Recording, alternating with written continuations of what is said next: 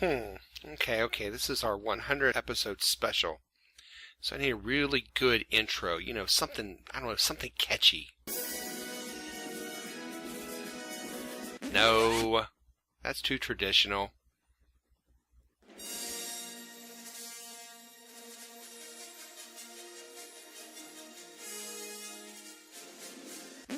No, that's too space agey and it's been done.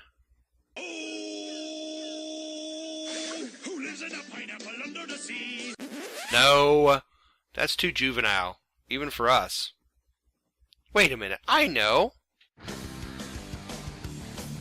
And now, it's time for a special episode. Well, isn't that special? 12-man fan jam show. 12-man fan jam show. It's our first 100 episodes. Here's your host, and my dad, the self-appointed Reverend Moses of the St. Paul Island Church of Seahawk Positivity. Yes, welcome everyone to a very special 100 episode retrospect of your 12-man fan jam show. I am your host, Moses, and museum curator for this special edition of our show. Over the next few minutes, we'll go over the seedy backside and dark hidden world of Seahawk Positivity Productions. So hang on and enjoy the ride through the misty waters of memories and moments that will make you laugh, make you cry, and just might have you learn a little something. Well, it's hard to believe that this little podcast has had 100 episodes. It's quite an amazing run for our little show. During that time, our team we talk about, the Seattle Seahawks, have had an amazing run of their own, giving us plenty to talk about. Playoffs every year, 2 NFC championships, and of course, 1 Super Bowl champion. Our show has gone through a lot of changes in that time period, and so have the Seattle Seahawks. In that time, some of the players have left the Seahawks, and some of the players have joined the Seahawks. But they've continued to play winning football under Coach Pete Carroll.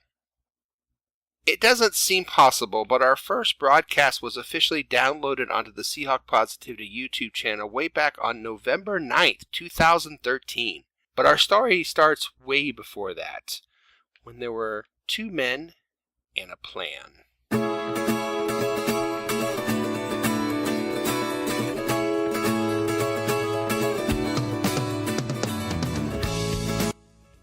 Perhaps to get a good grip on how this show actually came to be, we should go back almost a year before our first published broadcast.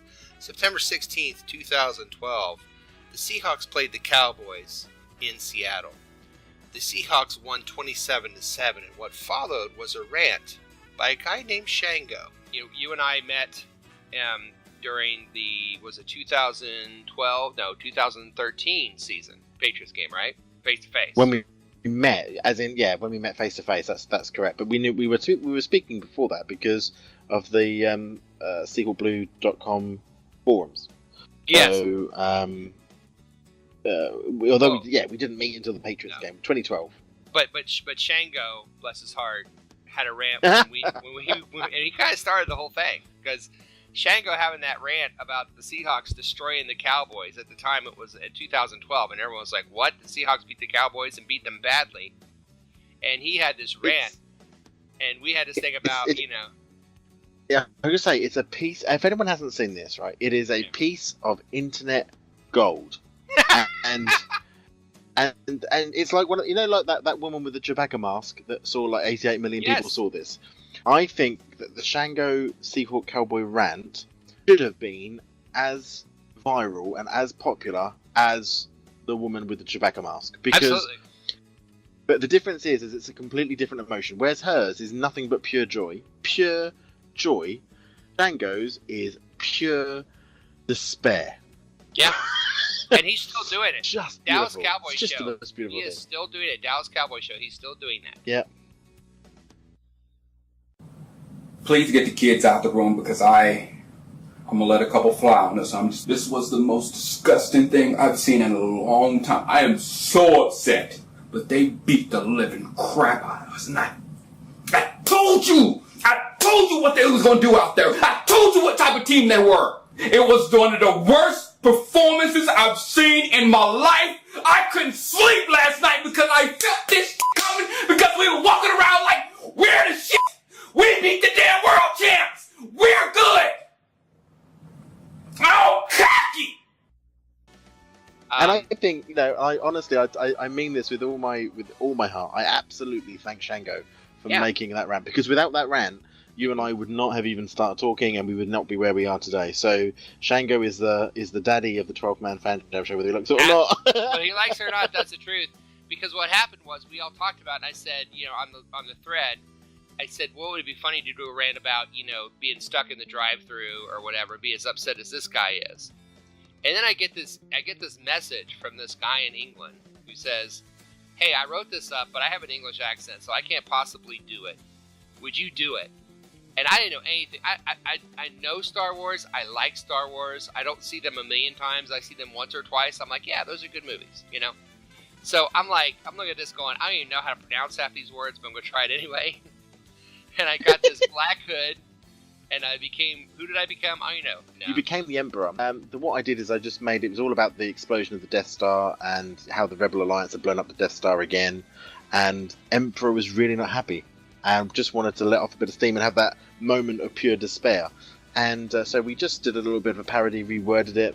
And Dennis, and the thing is, at the time, is on the forums, I didn't know anybody really. I knew TC, who was the leader of the forums. He'd spoken to me, but I did not know Moses. I saw that he was quite popular on the forum. You were there and abouts as one of the sort of leading voices on the forum, and because I'd heard, obviously I'd listened to the Blue Wave. For me, you're like a good 1960s radio presenter is what I always thought of you, and I thought he'll do it. He can do it. He can do it. It's that perfect voice for it.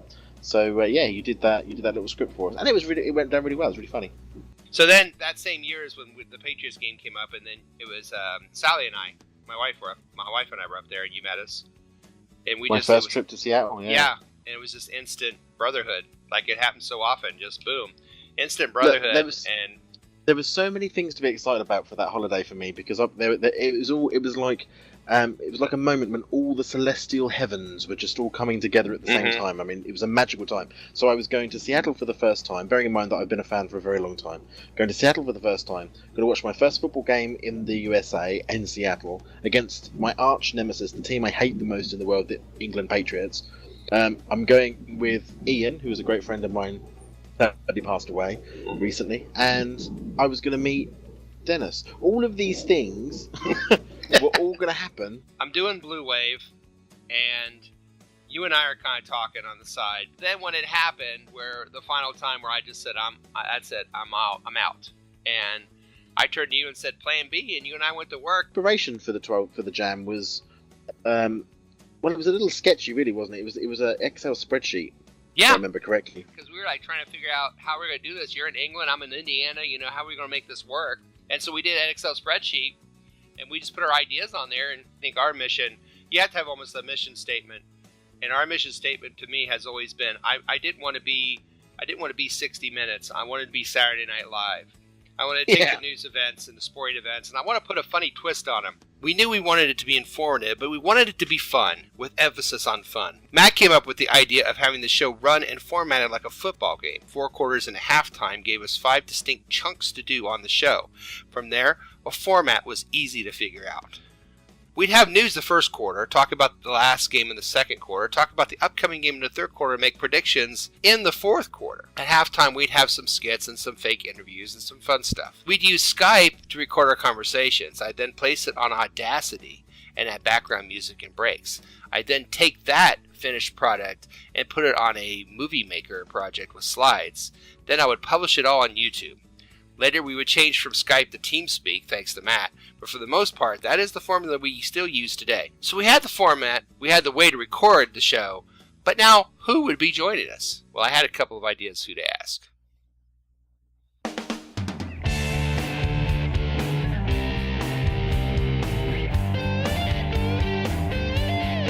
First, we needed a news hound for our first quarter, and I knew the right person immediately. That was Will Harrison. When Matt and I came up with this idea, you were the first person I thought of, and that's no bullshit. I said, well, look, there's this guy that does these amazing editorials, and they're just, I'm like, this guy, I don't know how he's not writing for the Times. I honestly thought, God, this guy's amazing. And so we were talking about doing a show So let's do the first core. Let's do news. And my first thought was, I've got the guy. If he'll do it.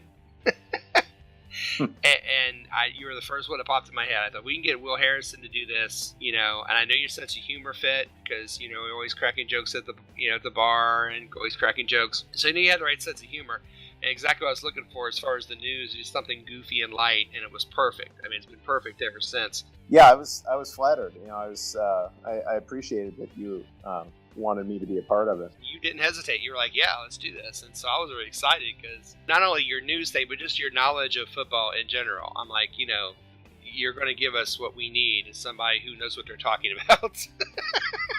That's what I do. I drink and I know things. For me, what I love about Will is that I just think, again, he's so funny without even trying. And, yes. And I don't think he realises it sometimes. Yes. But it's just the inflections he makes where he's like, especially when he's reading the news, so good at picking the right stories to make that whole section work. It's amazing. Isn't that great? Because I've told him, I want to do some news story, but I want it to be light and funny and, goofy. And that's all I ever had to say to him. Yeah, he's kind of the model of consistency for the show. He's always got a good take on what we're talking about, and he's usually very level-headed about it, and he does a great job with the news. Next, we needed someone with information, someone that was a good fan, but also an informative fan.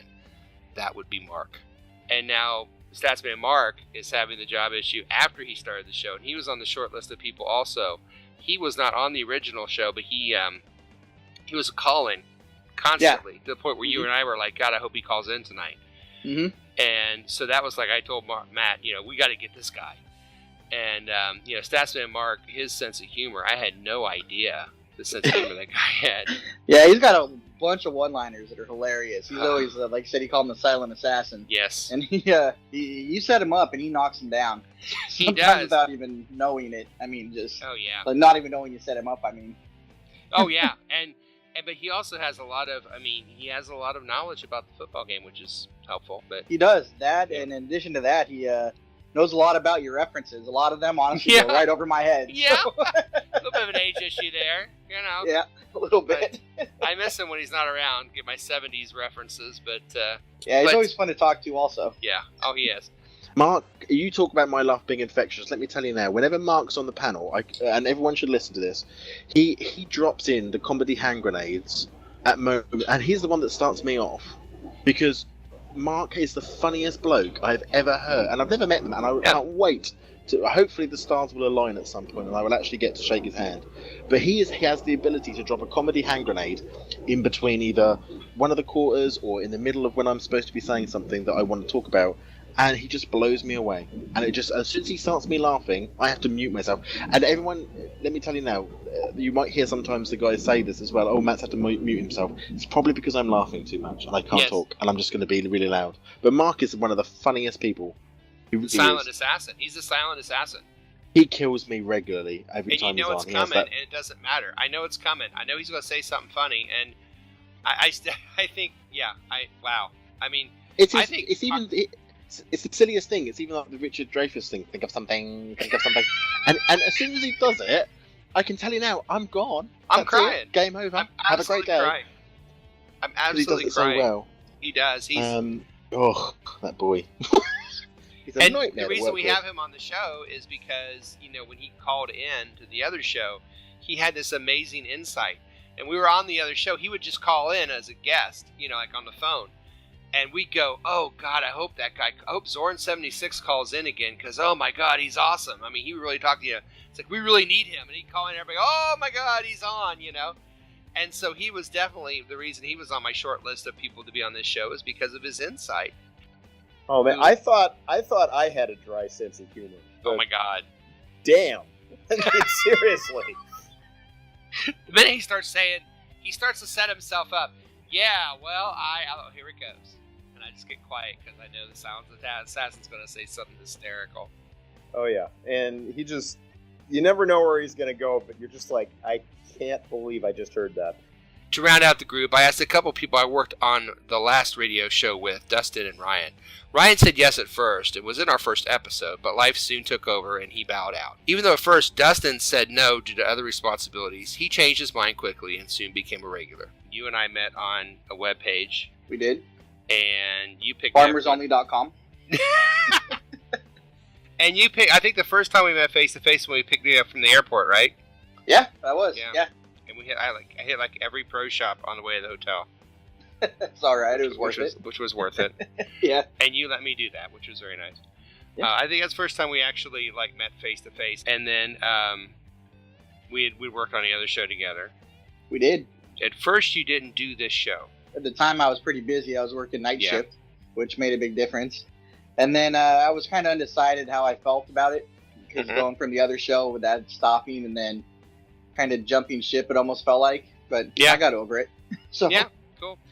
Well, and I noticed the thing with you is it was funny because like I would send out messages, and I always noticed you were the first person to read them, and you kept reading everything. And finally, I said, "Dude, do you want to join the group?" Because you kept like spying on, not spying, but like you were always there, and I'm like just aware. And I'm just like, if you're that interested, you should do this. I remember when the other show ended, we were very aware of that, and we were at an event for the website, and I remember me, you, and Matt were in the Hawk's Nest Bar and Grill talking. And I don't think I knew at the time, but you and Matt had already talked about doing a show. Aside from that one, and that's something we kind of talked about at the time. Was we should really think about doing another show. There's nothing stopping us. Nothing says we can't. You came up to us and said that. Matt and I kind of looked at each other like, "Well, guess what?" Yeah, that was at the bar. Because we were like, well, you kind of handed it to us because we were already planning that. And we were going to ask you that night anyway, and you kept us, we ought to do our own show. I'm like, oh, really? Well, we kind of thought of that ourselves. Yeah. But it's kind of funny how that worked out. Dustin is a mine, an absolute mine of defensive information. He knows very little about offense, I think. But he's a mine of defensive information. I'm joking, by the way. And, He always makes it. I don't know. There's things that Dustin says and does that always makes me laugh, and I know it's coming, and I've just got to sit there and wait for it. It's like it's constantly like he's just coming up to pitch the ball, and I've just got to wait for the ball to arrive for me to knock it out the park. Yep. I mean, he's great. So with the show format in place, and now the crew finally in place, there was only one thing left to do. It was time to start making some shows.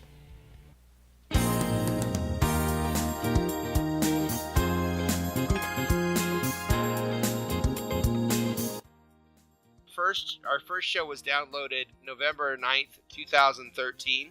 Viking show, wasn't it? Yeah, I think it was. But here's the funny part. Did you know that we actually did a show the week before? Yes, and the recording was lost or screwed up, wasn't it? Yes, it was. I went to get the recording. The lost episode. It was the lost episode. We did an entire show on November 1st, but it did not record. So maybe this is our first 101 episodes? I don't know. There's no record of it, so it's not. That was just our practice show. That was our preseason. Yeah, it was just the technical gubbins one, wasn't it? And then we used Skype at first, and then we placed. That was fun. That was terrible. How many often did that thing drop? I mean, at least twice a show. And then the Atari noises. Yeah. And then fucking Dennis would lose his mind. How angry is he going to get this time? Oh my god, it's dropped out again. Oh, I get so mad. I remember one time What was your internet speed on that first show? Do you remember? It was like 56 dial-up, wasn't it? Yeah. 28. Like Straight 28. Yeah, probably 28. Oh my god. Yeah, we actually had two little mice on wheels, and they were spinning around real fast to get the thing going. There's a fun fact there, though. Our show is held, if you like, in Cleveland. Yes! People don't know that, but Cleveland is the centre of the 12-Man Fan Jam show. That's where all the digital gubbins happens. So and that's folks, why it's so Cleveland is good for something. Who knew? Yeah. Who knew? So we're actually meeting in Cleveland. A guy from Indiana, a guy from England, 2 guys from Washington, and a guy from California meeting in Cleveland. Season 1, I thought we need to have guests on for every show. He was so ambitious on that. I remember the first meeting. I don't think you two were there on the first meeting. I think that was just me and you talking. He's like, we'll have a guest every week. I'll get Bradley. We'll have this. We'll have that. We'll have this person, that person, everyone. And I'm thinking, that's a lot of work to try and put all that together in like... Ryan was our first guest. He'd worked with me on the previous podcast, and I was anxious to get him on the show for this podcast. Bling Hawk is a great dear friend of mine, and I was happy to have her jump on a show for an episode. Then there was Dana Hawk. Dana's another great friend of mine who's just like family. I was excited to have her on as well. A fellow Midwestern Seahawker, Scott Anderson, was a great addition to the guests on our show. Andy, Northern Hawk Lendinar, is a dear friend of mine and season ticket holder from Canada. I couldn't wait to have him on the show, and he's been on a few times since the first season. In the 8th episode, we tried something a little different at halftime. My two good friends, Brad and Laura, had recently gotten married, so I thought it would be clever to do a newlywed game at halftime to see how well they really do know each other. The result was hysterical. Just to see how well Brad and Laura know each other, we gave them questions under top secret conditions. What is Brad's favorite Seahawk football moment? His favorite Seahawk football moment. Ooh. Favorite Seahawk football moment. Ooh. God, there's a lot. His favorite Seahawk moment.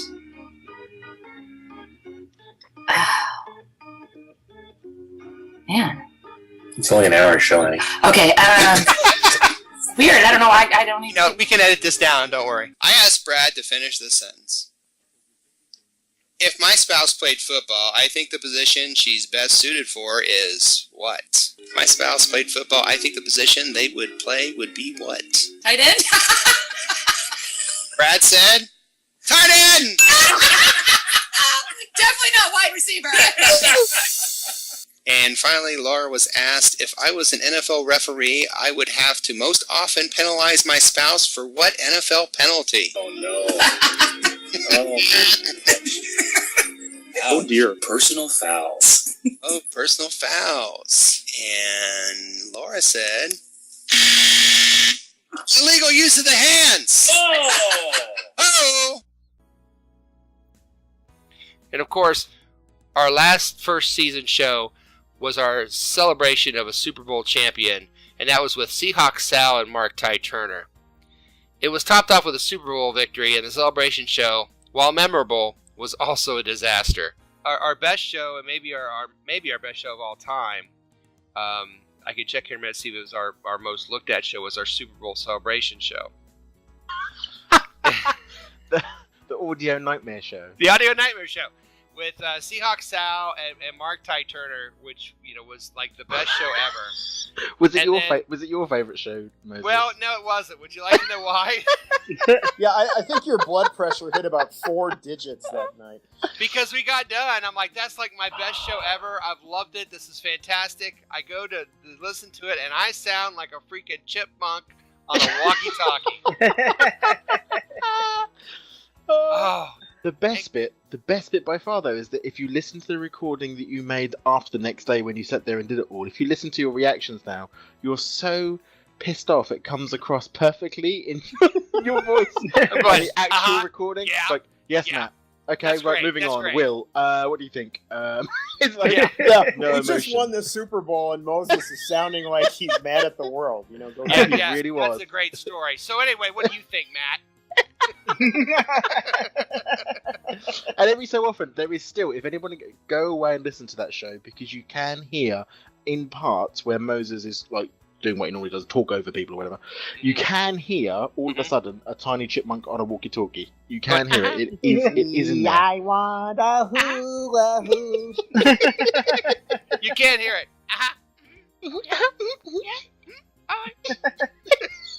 Nice. Which should have been our best show ever, and maybe that's why people listen to it, because they listen for the chipmunk. I don't know. Oh my god. So that's how season 1 ended. We should have known right then and there this was going to be trouble. Yeah. Season 2, the guests were Chuck, Norb of Norbtown fame. Andy was on for 4 shows the second season. Mike Pascal, Mark Ty Turner, Brad and Laura made another appearance. And of course, Dustin becomes a regular. It sounds like it's a commercial for Pepto-Bismol. Dustin becomes a regular. Becomes a regular. Thankfully, not on an open mic, though. We introduced little features on the show. We did the headlines and punchlines, which were a lot of fun. And of course, we debuted trivia in season 2. We had to give Matt something to do. We were quite nervous. I remember we were quite nervous about introducing trivia because we weren't sure. Again, it's a lot of work to put all the questions together, and it does sort of slow. It's quite a big chunk of the show actually. Is that halftime segment? Yeah. I remember we were like, "Oh, is this going to work? Is this going to work?" But now it's sort of the bit that people most talk about is the trivia show. So it worked. Yeah, it's kind of like a mainstay now. I mean, that was our halftime was going to be for interviews and fun stuff and goofy little things. This trivia thing came up, and it kind of stuck. Actually, it's right now that I know how to do it, it's really easy to come up with the questions, believe it or not. And just ask what college some random went to. It's not that easy to come up with the answers. I'm just going to put out. Nope. The show format solidified, and so did the posse. We decided in order to become a better group, we keep the posse to be mostly the core group that it is today: Matt, Will, Mark, Dustin, and myself. This helped develop our different styles and made us a better unit together. Season 3 started a little late because that was after Super Bowl 49. And we really weren't much of a mood to do a show right after that. We had to work off the hangover. So. Oh my God. We waited 3 weeks to do a show after Super Bowl 49. I think it was worth it because that was a rough way to end the year. But yeah. Season 3 had guests as well. Tom Lucas, longtime member of the 12-Man Fan Jam Show Facebook page, joined us for a couple of shows. My friend Bob Predator Hawk Vandenberg from just down the street in Indiana joined us for a show. And once again, Andy Northern Hawk made an appearance. I did our first 305 was our first homage to Mystery Science Theater 3000. The opening that I do, the turn down your lights where applicable, is directly from Mystery Science Theater 3000. I've done it differently. Yeah, we wanted to tweak our show a little bit more, have a format, and again, kind of make every season a little different.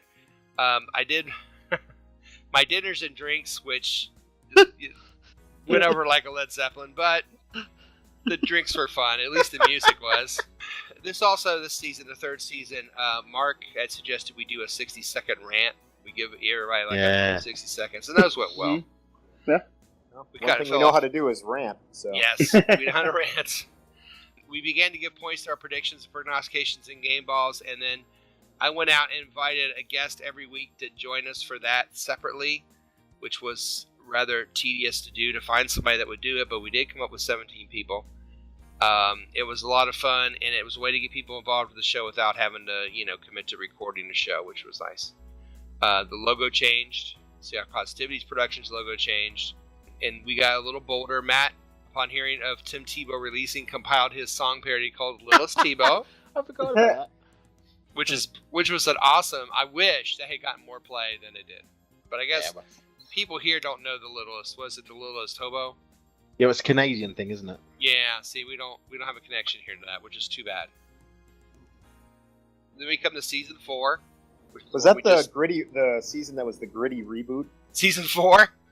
Yeah. This is the gritty reboot, season 4, yeah. Where he changed the show completely to 12-Man Fan Jam Show, which made Matt angry. Yeah, because there's no 12 don't make sense. Well, 12 man it just can't work because it's plural. From an English perspective, it's very difficult. It's very difficult I know change. You have a hard time with that. All of you, a thing to do. Dustin went to injuries with his background in at least something medical, which was great.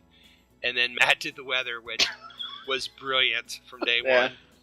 And Matt and I talking before that show about the weather. And I think we're going to have Will do it. And then you said something about doing it, and you said some smart aleck remark about Celsius and Fahrenheit, and I fell over laughing. I said, no, you need to do it. This is going to be funny, and you need to be bitter about it, and you have to be arrogant about it, and you have to be, and it's been hysterical. It's one of my favorite parts of the show. And I love writing it, I have to say. And but MJ, what's her name? MJ Doodah, the weather forecaster from Seattle. I can't think of her name. Yeah. But she's really the inspiration for that, and I know she'll probably never hear this, but my God, I thank you, because when I was in Seattle, the thing that she did is exactly what I did. She kept telling me what the weather was going to be like and what I should wear. And it was like, this was the best bit about the weather forecast, if you think about it, because they really do have the power. It's going to be cold, it's going to be wet, you're going to want a coat, you're going to want an umbrella, you're going to want some gloves, you're going to want some... So they're matching weather with clothing. So straight away, stole that, took that, and turned it into the nightmare that is the 12-man Fan Jam weather report from the stadium, where, I'm going to tell you to wear... What did I wear? It was a tie-dye surfer shorts and an optional boogie board. I mean,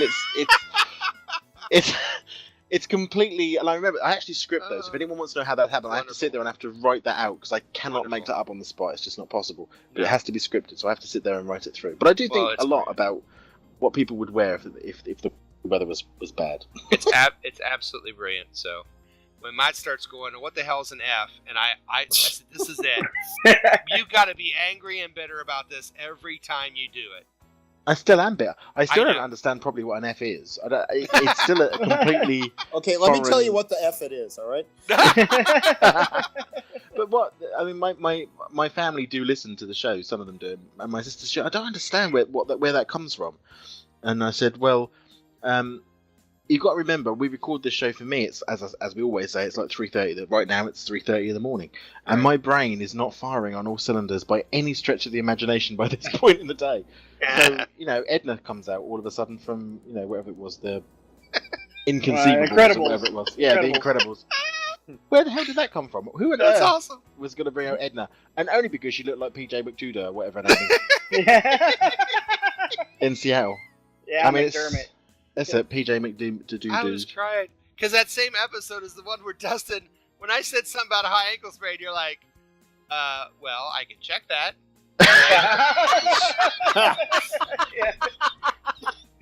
I think I also called Dory Motson a girl on that one. And I'm going, okay, so Matt's got the weather and he's pissed off because he doesn't know what it means. Now Dustin, I put Dustin on the spot. I'm like, I'll be lucky to make it to the fourth quarter at this point. But I've had people quote back some of those lines that I use for the Edna bit. So, for example, I was asked the other day whether I had flip-flops and an optional boogie board. Oh shit! Where? That's nice. I've had that as well. So some of those lines are floating about out there, people. So people do listen. Where are you getting? Where are people quoting our show to you at? People care enough about the show to quote it? Only because family and other people listen to it here. They're not necessarily Seahawks fans, but they do like if you're going to watch the game, are you going to sit around with your flip flops and your optional boogie board?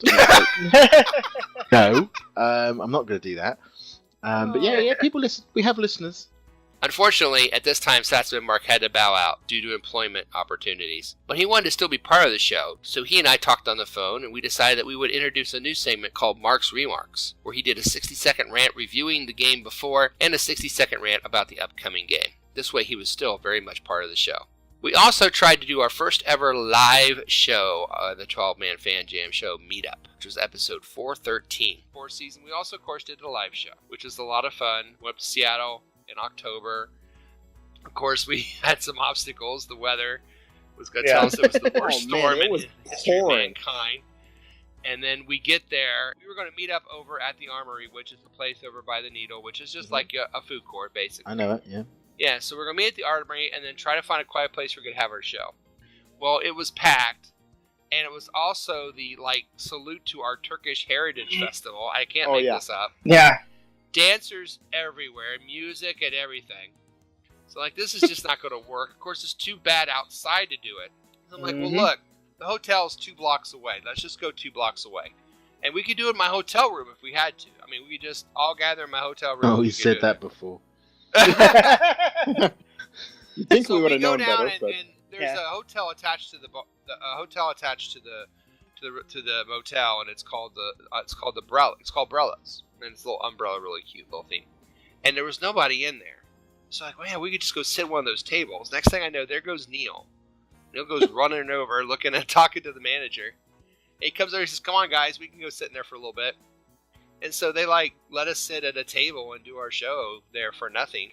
And I thought the live show really went well. I mean, it was a lot of fun.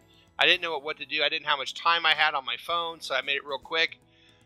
But it was a lot of fun. I think we all had a lot of fun doing the live show. The fourth season wrapped up with episode 428, which was uploaded onto the Seahawk Positivity YouTube channel on February 12th, 2017.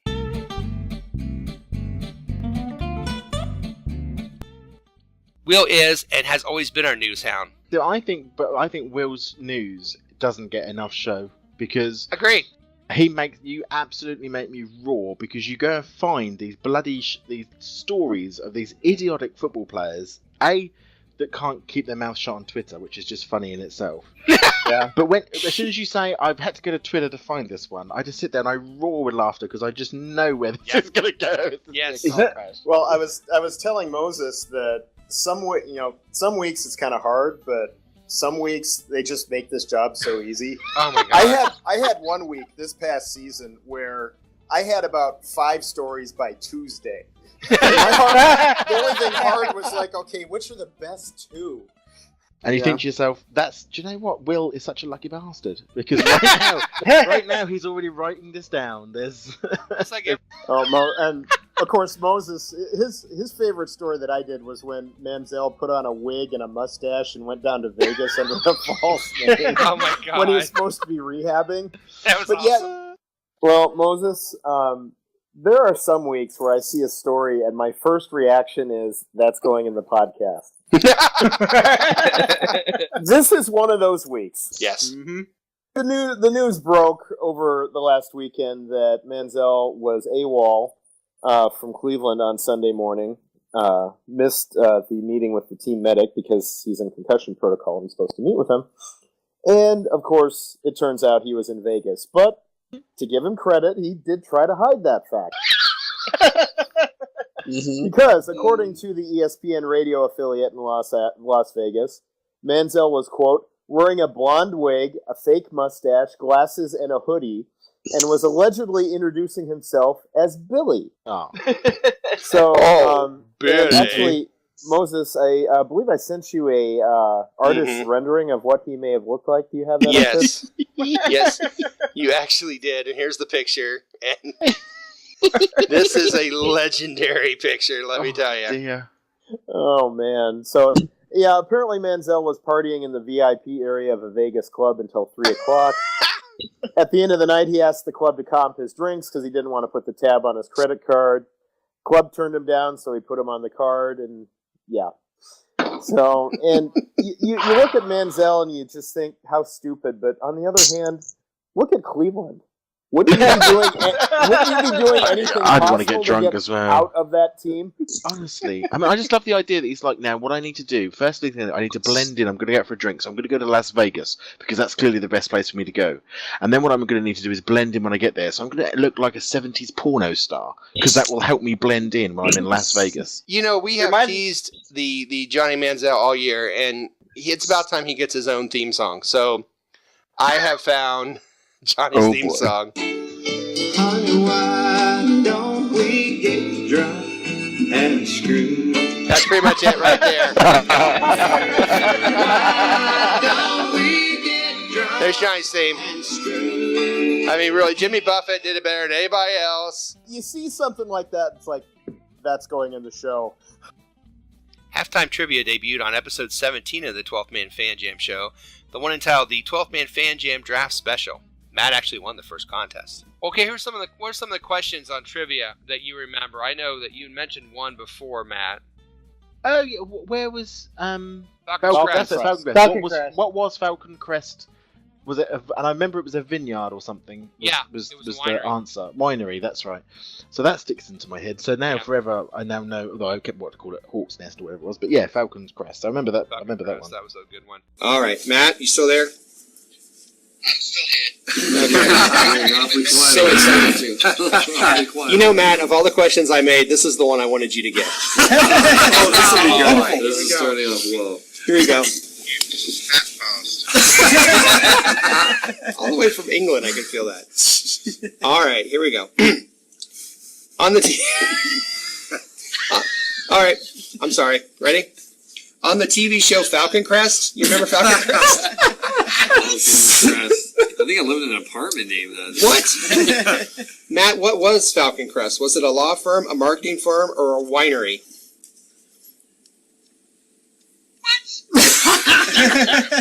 Falcon Crest. Was it a law firm, a marketing firm, or a winery? It was the Falcon Crest was something. It was a TV show called Falcon Crest. It was like Dynasty. Exactly. He'll get it right anyway. Yeah. Little Mo said a winery, if that helps you. I'll go with Little Man. Little Man watches more American television than I do. He doesn't watch Falcon Crest. He's not like 50 years old. All right, you're going with winery? Winery. Yeah, it's a winery. Oh, well. Figures. See, I would have thought Falcon Crest sounds more like cheap alcohol to me, kind of like Thunderbird. Yeah. Why do you have to be a winery? Some of the phrases that we've had over the years. Merry Old England. Matt's from Merry Old England. That happened in the very first episode. That was And I Matt used that Sand. actually in my YouTube channel after that. Yes, you did. I said Matt from England. You said Merry Old England. Yes, and I asked you how the Queen was, and you said fine. Well, thanks. Yeah. Mollywopping was a story. That was a good story. That was. Yeah, back in episode 19 about the girlfriend threatening to mollywop the other wife or whatever. That was Another that one was of those actually where instantly Johnson. it's like, I knew I had to do this. That was She's going to put her hand all the way back. It seems that last weekend, Johnson went to go visit his child and decided to bring along his girlfriend, who is also the Detroit Lions manager of partner activation, which I have no idea what that means. That's like double secret probation, but go ahead. Well, apparently things did not go well between Calvin Johnson's girlfriend and the mother of Calvin Johnson's child. The two started screaming at each other, nearly became violent, and Johnson's girlfriend allegedly leapt from the car screaming that she was going to, quote, mollywop yo ass.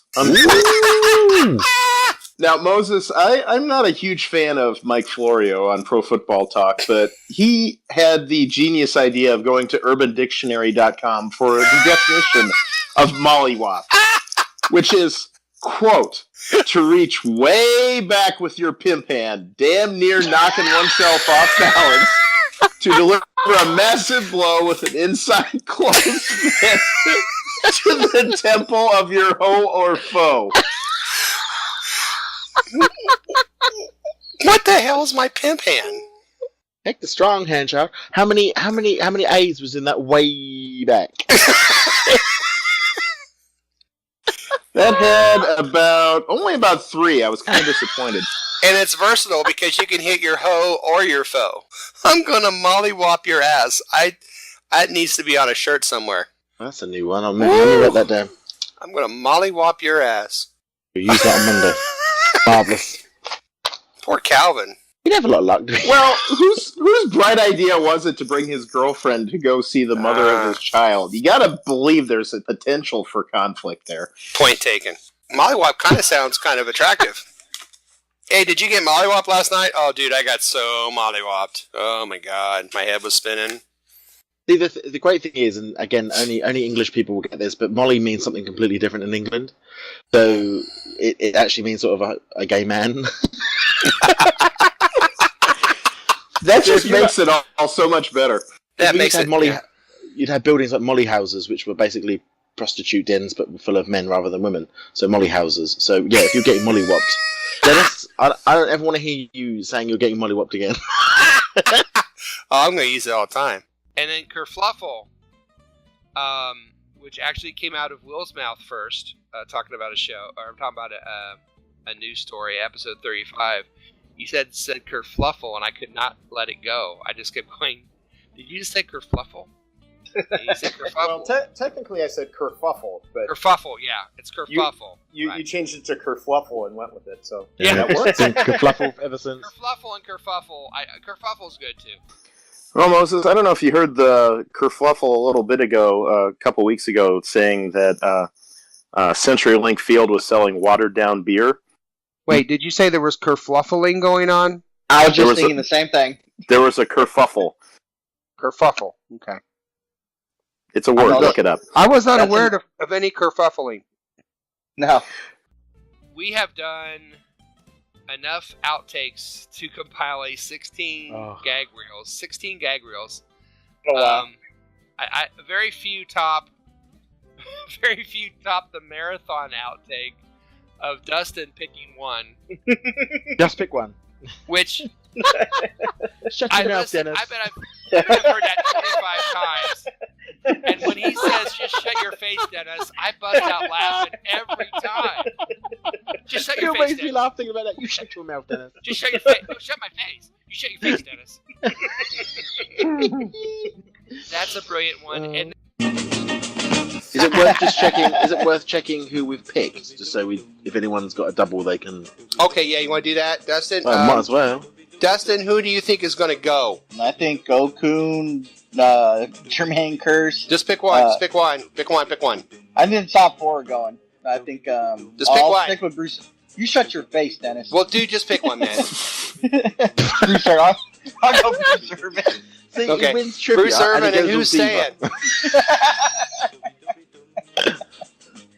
What? Who's staying? God. I don't know. I think the top 4 are all gone. So I'll say Wilkie Kwapu. Jesus Christ. I went myself. Matt, this was a great fucking plan. Okay, well. I didn't realize we were doing this with douchebags. I think Ruben's going to be back. Will, who do you have that's going to go? You got like 5 guys? Yeah. No, I'm going to take Curse since Dustin didn't, and then I think Jeremy Lane is going to stay. Okay. Matt, you started this. Who's going to go and stay for you, you bastard? Oh, it hurts. Who do I have? I did have Curse, so I'll go for. I think the top 4 will go. To be honest. At least be the fucking water boy. Thanks.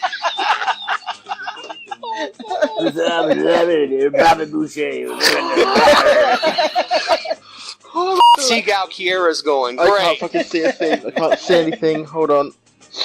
Oh gosh. Well, you don't need to see the talk, so. Is it Jeremy Lane? Is that Okay. Jeremy Lane? All right. And I. Okay, I've got a clue why right. now. I've got to go and find out a reason why. Just where he's going to stay. Just wait for me to say why he's going to stay, and then disagree with me. Yeah, everything. Yeah, you see that? There you not go. gonna happen. Beautiful. All right, I'm saying that If Dustin's I come up going with to any more go. ideas, I'm saying shut the Dustin's fuck up, going. right?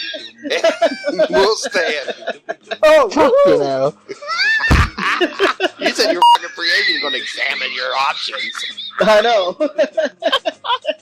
And he kept saying it. I need one. I got 4. I need one. Well, Okun, Curse. Shut up, I need one. I would say the top 4 to me is Okun, Curse, Sweezy, Dude, and. if you say that, I will get on the plane tonight, be there in 6 hours just to punch you in the throat. Is Dennis Nippenberg going to have to choke a bitch? Dennis Nippenberg's going to have to. I'm going to have to get out of this state and choke a bitch. We're never going to start. It is 20 to 4 in the morning. I have not got time for this. All right. God damn! I got a whole nother. Another bunch of outtakes right there. I've got Its own outtake. That's more vodka. Right, Again, this is why we do not do the show live. Exactly. All right. Okay, here we go. Oh, Matt, God, mute yourself. Okay, welcome to the third quarter. I can't. Yeah, this is working.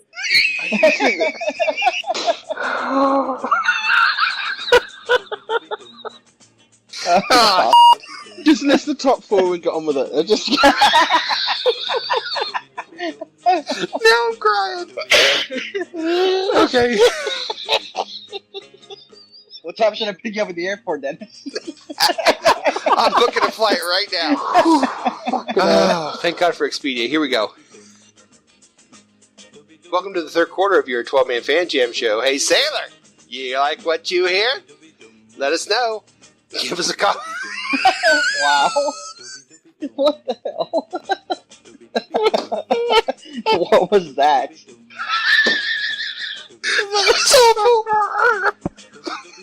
Take 84. so awful. Shit. Okay.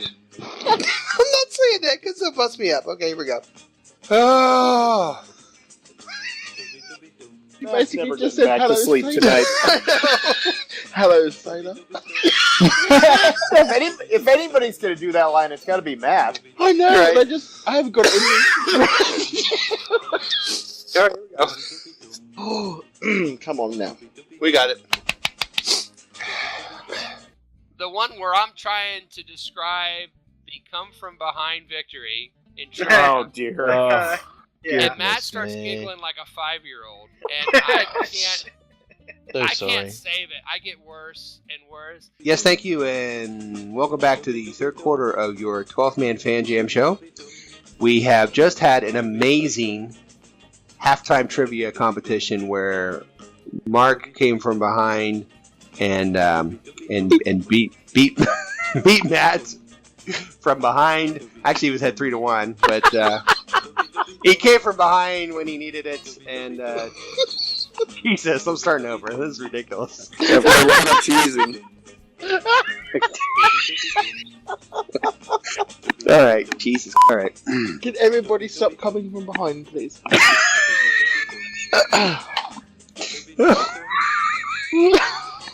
Here we go.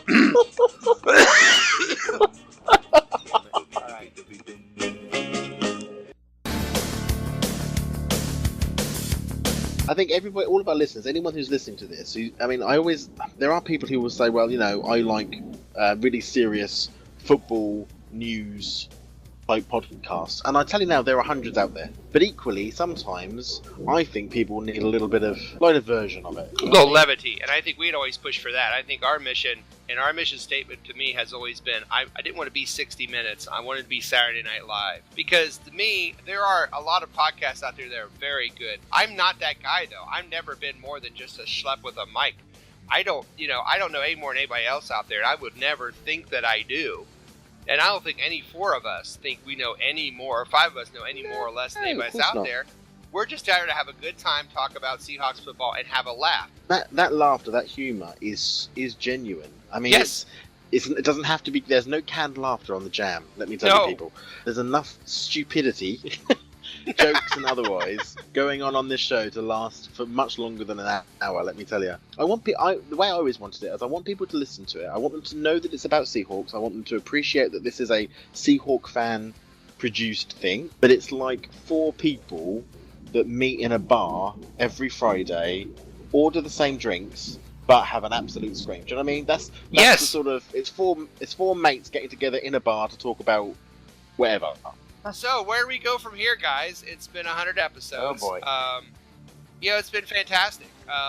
What do we do? What's next? Well, it's 101 is the next one, isn't it? Yeah, I think that's where we go from here is the next 101. episode. What would be the next one? I'm looking forward to our next several Super Bowl shows. Yes. Yeah. Yeah, Because hopefully we'll be able to do one without screwing up the audio. Amazing. The show will continue because it's YouTube, so we don't get canceled, which is nice. And YouTube's still trying, but we don't they're get trying. cancelled. But obviously, couldn't do this without you guys. You know that. I thank you all the time, and there's a reason. It's because I really feel thankful for this whole show and the little silliness we do. And it's been a great 100, so I hope the next 100 is just as good, and we can do the second 100 episodes in about 4 years. That would be awesome. Yep.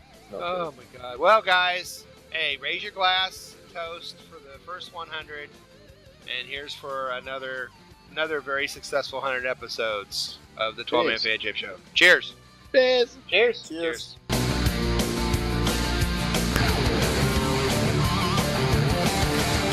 Well, it's just about time to end our little trip down memory lane here and look forward to the next 100 episodes of the 12-Man Fan Jam Show. But before we do that, I would like to personally thank anyone who has contributed over the first 100 episodes of the 12-Man Fan Jam Show in any way. We are deeply grateful and deeply appreciative of all of your contributions. Of course, I would especially like to thank the cast of the regular posse members. what could I say? Without these guys, there simply would be no 12-Man Fan Jam show. And last but certainly not least, a sincere thank you to anyone out there who's ever listened to some or all or any of our podcasts over the last 100 episodes. We sincerely hope it brought a smile to your face in some way. You know, in the first quarter of the very first episode of this show, I stressed the following. I said that we're just a bunch of fans from around the world talking about Seahawk football, and we'll never claim to know any more than any other fan out there, and we hope that you enjoy what you hear whether you agree with us or not, and we hope you're informed a little and entertained a lot, and that we're just true blue loyal Seahawk fans, win or lose, and have been for years, and we just love sitting around talking about the Seahawks and hope that you would join us. I still feel this fits our show even 100 episodes later, and it will continue to fit our show. So on behalf of the Posse and Seahawk Positivity Productions, I'd like to thank you all for walking with us through the first 100 episodes of the 12-Man Fan Jam show. Until next time, as always, go Hawks.